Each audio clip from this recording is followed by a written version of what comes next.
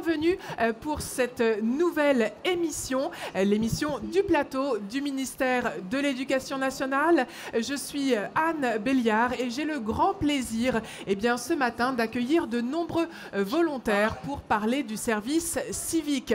Alors, nous sommes sur le stand du salon du ministère de l'Éducation nationale, je l'ai dit. Nous sommes également au deuxième jour du salon de l'éducation. Ce salon qui se tient donc à Paris pendant encore 2 jours, aujourd'hui et demain. Donc il est encore temps de venir. Aujourd'hui, nous allons donc parler du service civique. Le service civique, vous ne savez pas encore ce que c'est, vous ne savez pas si c'est fait pour vous, vous ne savez pas si vous avez du temps à consacrer donc, au service civique. Nous avons autour de cette table de nombreux volontaires qui ont tous un profil différent, un parcours différent. Et vous allez découvrir sans doute que vous aussi, vous avez votre service civique qui vous conviendra à vous personnellement. Alors, je vous présente tout de suite mes invités. Et je vais commencer à ma gauche par le directeur général de l'Agence du service civique. Il s'agit de Ludovic Abivin. Bonjour, bienvenue. Bonjour, merci beaucoup, bonjour. À votre gauche, nous accueillons Tai Ngo qui a 19 ans, qui est également volontaire au service civique. Tai, tu vas nous présenter évidemment ta mission dans quelques minutes. Bonjour et bienvenue. Bonjour. Voilà, parle bien près du micro, voilà. À ta gauche, nous accueillons Rita Abyss. Rita qui a 28 ans et qui est également en service civique. Bonjour, bienvenue Rita. Bonjour. Merci d'être là parmi nous. Merci. Nous continuons ce tour de table et nous accueillons Saber Ara, 19 ans, volontaire. Voilà, c'est ça. Au sein de la Ligue. Ouais. Voilà, et on va en parler tout de suite. Enfin, nous accueillons à ma droite Roaïda Youssouf qui a 24 ans. Toi aussi, tu es volontaire aux enfants du Canal. Bonjour. Bonjour, bienvenue. Alors, je vais d'abord me tourner vers le directeur général de l'Agence du service civique, simplement pour avoir quelques infos qui contextualisent un petit peu notre propos. Monsieur le directeur général, Ludovic Abivin, comment est née l'Agence du service civique? Quelle était la vocation initiale du service civique? Alors, on ne va pas faire d'archéologie parce qu'on n'irait pas très loin, parce que l'Agence du service civique est une agence qui est récente. Elle a simplement 9 ans et donc elle est installée sur Paris. Elle est composée d'environ 100 collaborateurs. Et sa vocation initiale, c'était de mettre en forme, de rassembler l'ensemble des parties prenantes qui se sont retrouvées sur le service civique, des organismes, les pouvoirs publics, pour justement mettre en œuvre cette idée qui est déjà assez ancienne, qui a environ une bonne dizaine d'années et qui venait des États-Unis. C'était comment est-ce qu'on fait cohésion nationale, comment est-ce qu'on fait rencontrer la jeunesse sur des sujets de cohésion, sur différentes thématiques, d'éducation. Tout à l'heure, on parlera sûrement de solidarité aussi. Et tout ça est assez récent et c'est à la fois récent et très bien installé dans le paysage aujourd'hui, puisque cette année, environ 140 000 jeunes feront une mission de service civique. La croissance est très, on va dire exponentielle, mais elle est quand même très sensible. D'année en année, on voit qu'il y a vraiment un engouement qui est toujours plus fort de la part des jeunes. On peut dire exponentielle, parce que la première cohorte était rassemblée environ 6 000 volontaires. Il y a donc moins de 10 ans. Aujourd'hui, ils sont 140 000. Alors, qu'est-ce que ça veut dire au-delà des chiffres? Ça veut dire que lorsqu'on fait appel à la jeunesse, elle répond présent. C'est ça le message. C'est vraiment ça le message. Au-delà des organisations, au-delà de l'agence qui est une structure administrative et qui est une structure donc, aussi humaine, c'est ça. C'est lorsqu'on fait appel à la jeunesse, elle dit « ouais, chiche, je suis là ». Voilà. Eh bien justement, on va leur donner la parole à nos jeunes. Alors, je vais me tourner tout de suite vers Rita. Rita Abyss, je vous rappelle, à 28 ans. Rita, tu es donc en mission handisport à Valence, hein, c'est ça? Tout à fait. Alors, raconte-nous un petit peu, on va rapprocher encore un petit peu le micro, voilà, pour bien t'entendre. Raconte-nous un petit peu ton histoire et comment tu es venue vers l'Agence du service civique, vers le service civique. Ben, je vous avoue qu'au tout début, je ne savais même pas que ça existait. Donc je suivais un parcours académique normal, j'avais fait mes études jusqu'à mes bac plus 5. Et à un moment donné, je me suis dit, il va falloir que je m'implique au niveau de la société dans laquelle je vis. Donc je m'étais orientée vers l'APF, l'Association des paralysés de France, dans laquelle je m'étais engagée pendant 2 ans et demi. Et pendant un moment de mon parcours, on était en partenariat avec Handisport. Donc on avait des stands communs. Et il y avait une appel de demande d'un volontaire service civique pour tenir les Jeux de l'avenir et tout ce qui est de la communication et page Facebook et tout ça. En vue des Jeux Olympiques. En vue des Jeux de l'avenir. C'est un peu comme les Jeux Olympiques, mais en sport adapté, en sport handisport. Et du coup, j'ai répondu présente. Et comme je suis en situation de handicap, le fait que j'ai 28 ans, c'est éligible jusqu'à 30 ans. Donc voilà, mon âge ne posait pas de problème. Alors ça, c'est important. Je vais me tourner voilà, vers vous, hein, Ludovic Abivin. Pourquoi il y a une limite d'âge? Qu'est-ce qui définit effectivement... qui peut y avoir accès? Dans quelle limite d'âge on peut y avoir accès? Quelles sont effectivement les adaptations possibles dans le cas là de Rita pour faire son service civique? Alors, le service civique est ouvert à tous les jeunes, quel que soit leur niveau scolaire, leurs origines, entre 16 et 25 ans. Et il y a une option ouverte pour les personnes en situation de handicap. Ils peuvent aller jusqu'à 30 ans. Et 30 ans, il faut le lire 30 ans révolus, c'est-à-dire 30 ans, 11 mois, jusqu'à la 31e. Et 29 jours ou 30 jours.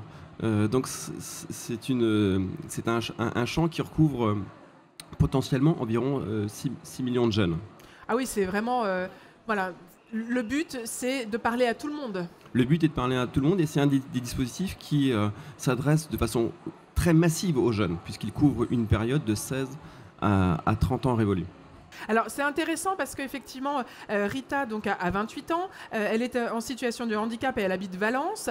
Nous avons également Saber qui lui a 19 ans, qui est à la Ligue et qui est dans le Bas-Rhin. Donc on voit vraiment qu'il y a un grand maillage territorial, des actions possibles. Parle-nous un petit peu Saber de ton parcours et comment toi tu es allé vers ce service civique. Tout d'abord j'ai passé mon bac en 2018, en bac pro infographiste, je l'ai eu. Et ensuite, il y avait une réunion d'information à la Ligue de l'enseignement pour expliquer le service civique en soi. Et c'est la Ligue elle-même qui est venue vers moi et qui m'a proposé de faire un service civique dans la mission de web reporter. Et je l'ai saisi, puis maintenant, ça fait depuis le 15 septembre que j'y suis et je continuerai jusqu'à la fin. Donc tes compétences de graphiste interviennent dans le cadre de ta mission. Qu'est-ce qui a motivé en fait le choix de te proposer cette mission? Elle m'a pris non pas parce que j'ai eu mon bac infographiste, parce que comme il le dit dans le service civique, ils ne le prennent pas grâce à notre compétence, mais grâce à notre motivation. Et c'est surtout parce qu'elle a vu comment j'étais facile avec les gens, et du coup c'est pour ça qu'elle m'a pris, quoi. D'accord, donc là c'est vraiment une notion importante que vient d'aborder Saber, c'est tout le monde, vous le disiez tout à l'heure, tout le monde, quel que soit l'âge, mais aussi quelles que soient ses compétences. Il y a évidemment on va dire une rencontre avec la structure qui va accueillir ces jeunes, mais on ne va pas noter, évaluer les compétences, on va plutôt être sur le savoir-être et sur la motivation, c'est bien ça? La motivation, c'est le principal. Et je crois que vous venez très bien de le dire, c'est que j'ai obtenu ma mission parce que j'étais motivé, parce que j'ai montré à mon interlocuteur, à la Ligue en l'occurrence, que j'avais envie de le faire. Et voilà, et ça match. Et alors, quelles sont tes missions, Saber, durant ce service civique? Parce que c'est quand même assez, on va dire, ça a l'air d'être une mission passionnante, hein, de communication, de reportage. En quoi ça consiste? Le web reportage, ça consiste à aller voir les associations qui sont affiliées à la Ligue de l'enseignement et de mettre en avant leurs projets pour que les associations elles se donnent des idées et qu'elles montent leur structure dans la Ligue de l'enseignement, quoi. Combien de temps y consacres-tu chaque semaine? J'y consacre 24 heures. Ils ne demandent pas plus. Et le reste du temps, il y a 21 heures et les 3 heures autres du temps, c'est pour le projet d'avenir. Qu'est-ce que c'est le projet d'avenir? Le projet d'avenir, c'est un projet qu'on travaille avec la tutrice et la Ligue de l'enseignement pour nous aider à évoluer dans notre parcours professionnel, mais notamment... Je rappelle que nous sommes évidemment sur le salon de l'éducation, qu'il y a régulièrement des annonces et qu'effectivement ça peut être perturbant pour s'exprimer. Alors vas-y, ça y est, l'annonce est terminée, c'est à toi. Ça nous aide, c'est pour travailler sur le parcours professionnel, mais notamment sur le parcours personnel, quoi. Et jusqu'au bout du service civique. Très bien. Alors, nous avons à tes côtés Rouaïda Youssouf qui a 24 ans, donc il travaille aux Enfants du Canal. Bonjour Rouaïda, rebonjour. Bonjour. Alors, raconte-nous, toi, comment tu es venue donc, vers le service civique. Qu'est-ce qui t'a motivé et comment as-tu pris connaissance en fait de cette possibilité de faire un service civique? Avant, j'étais à Mayotte et du coup, j'ai entendu parler du service civique depuis Mayotte. Mais j'ai postulé là-bas, mais puisque je n'étais pas prise, du coup, j'ai retenté ici quand je suis venue ici pour aller à la fac de médecine, dont j'ai pas vraiment validé parce que c'était difficile. Du coup, je me suis dit pourquoi pas tenter un service civique ici. Et j'ai postulé aux Enfants du Canal parce que là-bas, j'ai trouvé que c'était plutôt intéressant d'aider les sans-abri qui avaient besoin de nous. Et voilà.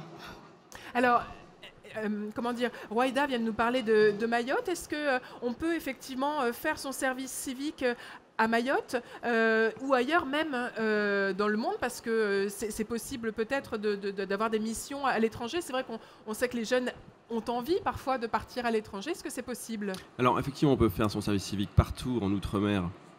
Alors vous avez parlé de Mayotte, on peut le faire à La Réunion, en Guyane, aux Antilles, Martinique, Guadeloupe, en Nouvelle-Calédonie, en Polynésie française.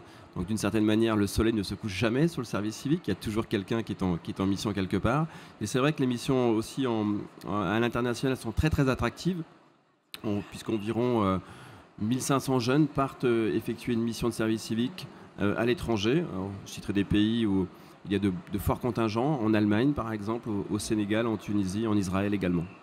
Très bien, donc ce sont peut-être des missions un petit peu différentes que l'on trouve dans ces services civiques qui sont... Là, on parle d'international. Évidemment, l'outre-mer, peut-être qu'on est davantage sur des missions proches de celles qu'on peut trouver en métropole. Mais est-ce que les missions qui sont à l'international, hors du territoire français, on y trouve des missions différentes? Alors, en outre-mer, les missions sont les mêmes. C'est absolument standard. En revanche, à l'international, ce qui change, c'est probablement aussi l'accompagnement du jeune, en fonction de la mission, en fonction des territoires. Une mission qui se déroule en Allemagne n'aura pas forcément la même intensité sur certains paramètres qu'une mission qui s'effectue au Sénégal ou en Tunisie ou en Israël. Donc il y a cet aspect d'accompagnement qui change. Ça veut dire qu'en termes de cibles ou en tout cas de profils de volontaires qui peuvent partir. Peut-être que c'est déjà des volontaires qui ont une certaine maturité, des volontaires qui sont parfaitement autonomes parce que sans doute sont-ils confrontés à des choses peut-être un peu plus dures lorsqu'on est à l'étranger? Non, pas du tout, parce que je prendrais un exemple à rebours. Un jeune qui effectue une mission de service civique dans un EHPAD dans le département du nord dans un des départements du nord de la France. Là aussi, c'est aussi difficile d'être confronté à certaines situations. Non, il n'y a pas de typologie particulière pour aller à l'étranger. Ce qui change, c'est l'accompagnement qui est proposé par l'organisme d'accueil. Mais à l'exception de ce point-là, il n'y a pas de... Les profils des jeunes sont les mêmes en réalité. Et il suffit de regarder autour de cette table. Vous avez... des profils différents, des parcours totalement différents. Le point commun, déjà, c'est le sourire, c'est votre sourire. On voit qu'il y a qui sont bien dans leur mission. C'est assez sympa. Et tout à l'heure, vous parliez de l'agence. Et ce qui fait le sel de mon métier, le sel de ma fonction, c'est ces rencontres qui sont toujours épatantes, en réalité, de voir ces jeunes qui veulent faire bouger les lignes, qui veulent s'engager. Alors quelqu'un qui vient de Mayotte, qui vient en France, qui vient aux Enfants du Canal, sur des sujets qui sont très difficiles, hein, les maraudes sociales, ce que vous faites dans les bidonvilles, etc. Ça peut être aussi dur, mais vous êtes confronté à une autre réalité sociale. Mais je ne sais pas si on y viendra tout à l'heure, mais à la sortie du service civique, vous aurez une épaisseur différente, vous aurez une maturité différente. On a parlé tout à l'heure du projet d'avenir. Je crois que je ne sais pas si dans ce temps d'échange, il est aussi prévu de de parler et d'échanger sur l'après-service Bien civique. sûr, on va prendre le temps. Mais Oui. ce que vous faites là, les compétences acquises, en réalité, ça va vous permettre de vous différencier par rapport à d'autres jeunes lorsque vous irez sur le marché de l'emploi. Alors, Tayengo, vous avez 19 ans. Vous aussi, vous êtes volontaire aux enfants du Canal. Oui. Bienvenue. Alors, racontez-nous comment vous êtes venu vers l'engagement donc volontaire, le service civique et précisément cette mission au sein des enfants du Canal. Alors moi, j'ai eu mon bac en 2017, bac STL, sciences technologiques en laboratoire. J'ai poursuivi avec un BTS analyse biologie médicale à Paris. Par la suite, j'ai vu que j'aimais plus trop faire ça. Le BTS, vous l'avez obtenu ou Non, vous l'avez interrompu? Je l'ai interrompu en première année. Donc au lieu de faire le stage qu'on devait faire, j'ai préféré chercher un service civique pour directement passer à Vous autre chose. connaissiez déjà le service civique? Je connaissais pas du tout le service civique, c'est mon oncle qui m'en a parlé par hasard. Et du coup, j'ai regardé sur Internet, j'ai pu constater qu'il y avait différents domaines. Vous avez constaté qu'il y avait une grande offre, c'est ça? C'est dans ça. Divers domaines. Alors, on peut peut-être le préciser, Ludovic Abivin, quel est le spectre finalement des offres, des missions proposées? Est-ce qu'on a identifié de grandes sphères pour ces offres de missions? Oui, alors il y a des domaines d'activité, il y a des domaines d'action du service civique. Il y a le domaine de l'éducation, le domaine du sport, le champ culturel, le champ On social. en a justement, le Voilà, sport donc est là. il y en a 9 et on sait que les thématiques d'éducation sont très attractives pour les jeunes. Les thématiques sociales aussi sont extrêmement attractives. Le champ culturel également est très attractif pour la jeunesse. Et si on devait faire un petit podium, on voit que les sujets de mémoire sont sans doute parlent moins à la jeunesse, alors même Ce qui est patrimonial, entretien du patrimoine, c'est ce genre de choses? non, le rapport à la mémoire, par exemple, on a eu une belle séquence 14-18 qui a été fortement reprise par les médias, mais on voit que cette thématique a sans doute un petit peu de mal à se matérialiser. Les jeunes sont beaucoup plus manifestent plus d'intérêt pour des missions éducatives, de solidarité, des missions sportives, etc. Et comme je vous le disais, sans faire un podium, parce que je ne voudrais pas non plus les classer, parce que je crois qu'il n'y a pas de raison d'être de faire un classement, mais l'ensemble de ces missions fait 140 000 personnes. Voilà. C'est vrai que c'est quand même très conséquent. Je reviens à toi, Tayengo. Donc, tu nous dis que tu as choisi ce service civique à ce moment-là de ta vie. Donc, les enfants du Canal. Quelle est ta mission et qu'est-ce que tu envisages finalement après ce service civique? Alors moi, j'avais une idée déjà de ce que je voulais faire. C'était éducateur spécialisé. Du coup, les enfants du Canal, ça me permet de me confronter à une certaine réalité que je ne peux pas forcément avoir dans ma vie quotidienne. Nous, du coup, moi et Roïda, on est dans le pôle des maraudes d'intervention sociale. Donc ça consiste à marauder chaque jour de la semaine pendant 4 heures, aller voir les personnes du coup, en situation de rue. Nous, notre but, c'est vraiment l'accompagnement du coup. On a la création de liens à faire avec eux, donc ce qui est très important. Et c'est ça qui va amener aux personnes un désir de peut-être commencer à faire des démarches administratives pour pouvoir améliorer leur situation. Donc créer du lien, c'est déjà dialoguer, c'est essayer de les remettre finalement dans la vie, en ayant des contacts avec des personnes qui se préoccupent de leurs besoins pour pouvoir les aider aussi à se resocialiser. C'est ça, c'est exactement ça. Nous, c'est vraiment, nous on accompagne, on n'est pas là, on peut pas les obliger.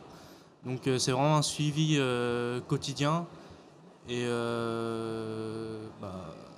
Et donc, ton projet, après ce service civique, il se termine quand? Alors mon service civique il se termine en fin janvier.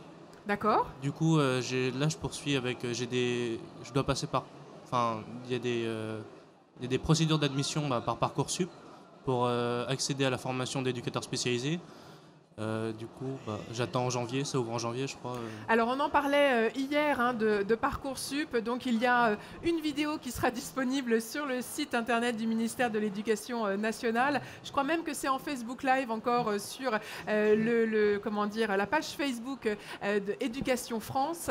Et il y aura effectivement pas mal d'informations que tu pourras y trouver. C'est important, ça, Ludovica Bivin, de pouvoir faire le lien de ces jeunes qui sont parfois qui intègrent le service civique dans leur parcours scolaire et leur orientation. C'est important de faire ces passerelles entre justement l'orientation et le service civique. En quoi le service civique est-il véritablement un levier pour justement s'intégrer plus facilement au marché du travail, si on peut parler avec ces mots-là?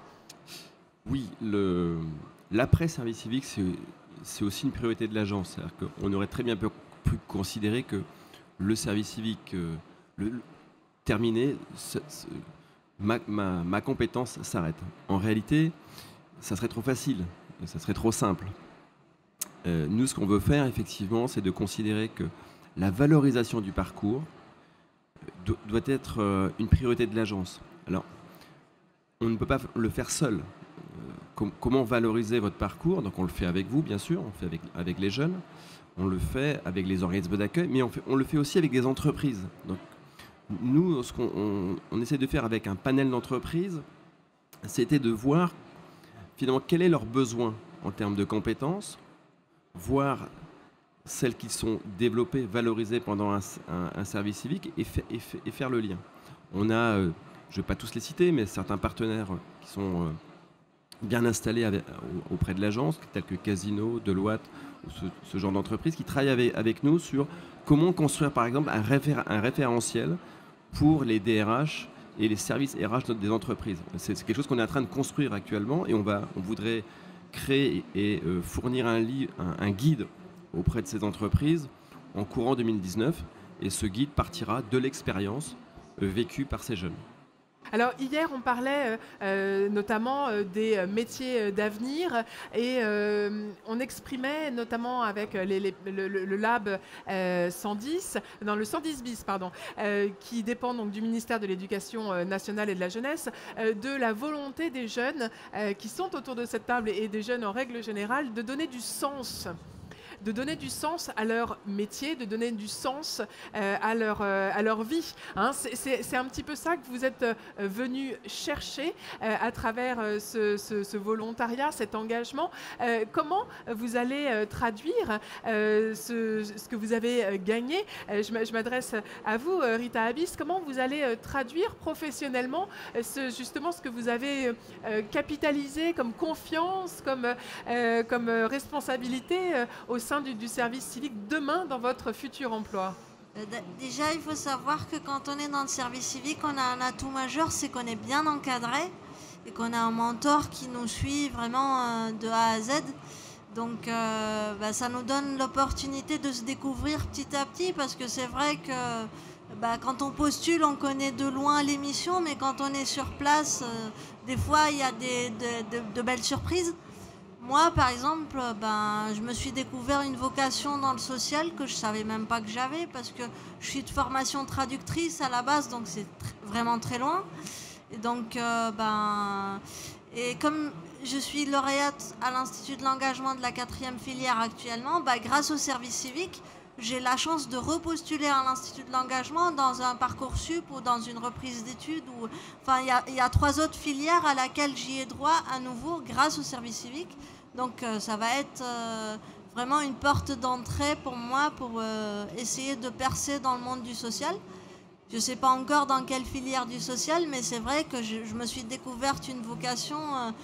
Je pourrais peut-être éventuellement devenir formatrice et c'est grâce au service civique.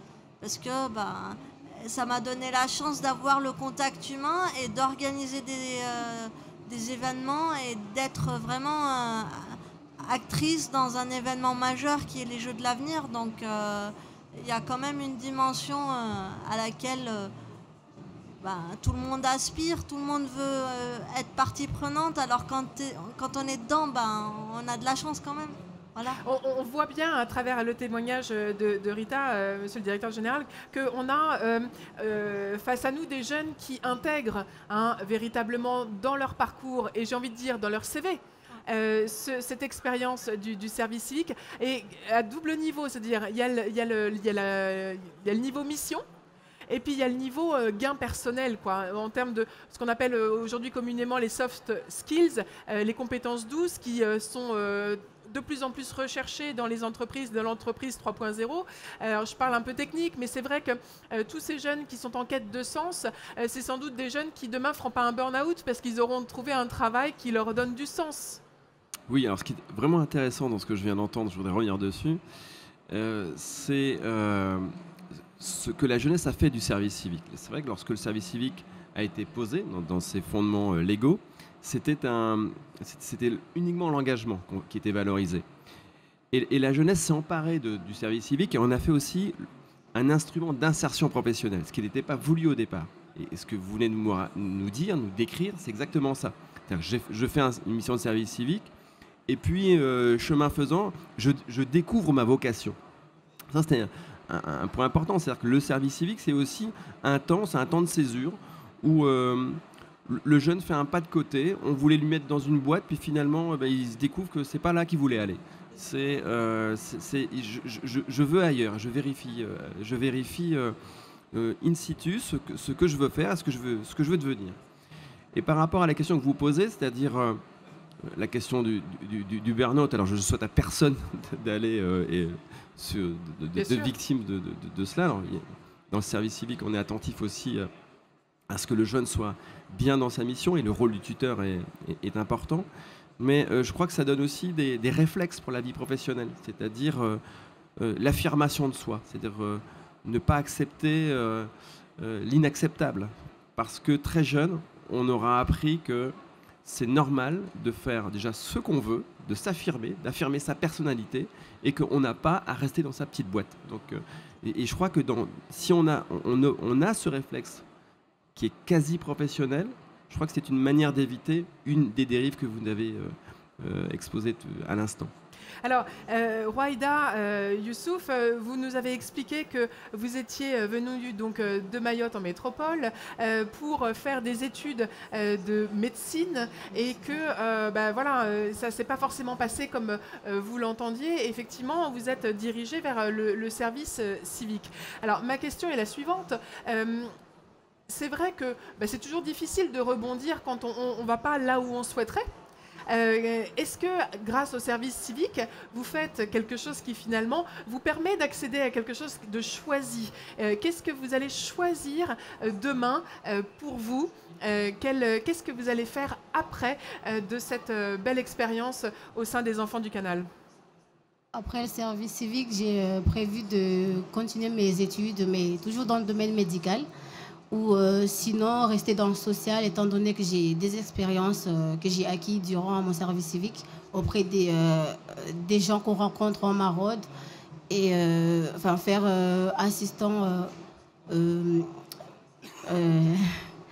faire encadrant technique auprès des gens qui en ont vraiment besoin, parce qu'encadrant technique, c'est s'occuper des salariés en alternance, en insertion, pardon, et s'occuper d'eux, les renseigner par rapport à leur formation, ce qu'ils veulent et tout. Et Et ce qui est intéressant, c'est que par rapport justement à cette situation que vous avez vécue par rapport à la médecine, vous n'êtes pas du tout découragé. Vous êtes au contraire encore plus motivé. Peut-être que justement le fait que vous ayez cette mission au sein des Enfants du Canal, le fait qu'on vous dise merci, ça vous motive encore plus? Ah oui. Et en fait, dans le domaine médical, il y a aussi le social.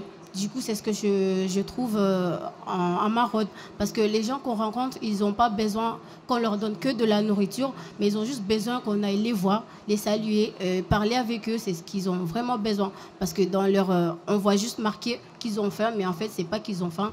C'est juste de parler avec quelqu'un, d'avoir envie de s'exprimer. Et enfin, pour se lâcher un peu, pas que de leur juste lancer des pièces comme ça, c'est pas ce qu'ils veulent. On est vraiment là, Ludovic Abivin, dans une relation de créer du lien.